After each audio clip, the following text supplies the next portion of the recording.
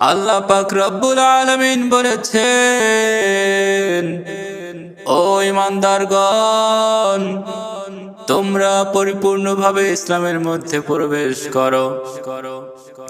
তোমরা কখনো শয়তানের অনুসরণ করো না, শয়তানের অনুসরণ করো না, শয়তানের কথা মতো চলো না। শয়তান হচ্ছে তোমাদের প্রকাশ্য দুশমন, শত্রু। ওই শয়তান আমার সাথে চ্যালেঞ্জ করেছিল তোমাদেরকে জাহান্নামে নিয়ে ছাড়বে।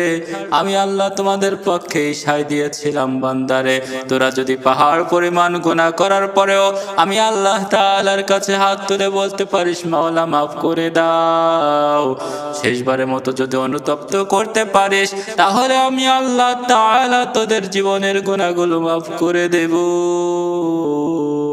আল্লাহ তো জানাইয়া দিলেন শয়তান আমাদের শত্রু, তবু শয়তানের হুকুম আমরা মানি, আল্লাহর হুকুম আমরা মানি না। আমরা কি জানি না এই দুনিয়া ছেড়ে একদিন আমাদেরকে চলে যেতে হবে? সকলেই কিন্তু জানি দুনিয়া ছেড়ে চলে যেতে হবে, সবাই বিশ্বাসও করি। কিন্তু বিশ্বাস করলে কি হবে? এই মৃত্যু যেমন সত্য, মৃত্যুর পরে একটা জীবন আছে, সেটাও মহাসত্য।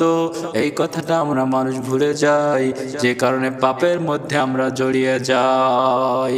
পাপ থেকে বাঁচতে হবে। আল্লাহর প্রিয় হতে হলে পাপ থেকে বাঁচতে হবে, আল্লাহর হুকুম মানতে হবে, আল্লাহকে সিজদা করতে হবে, নামাজ পড়তে হবে।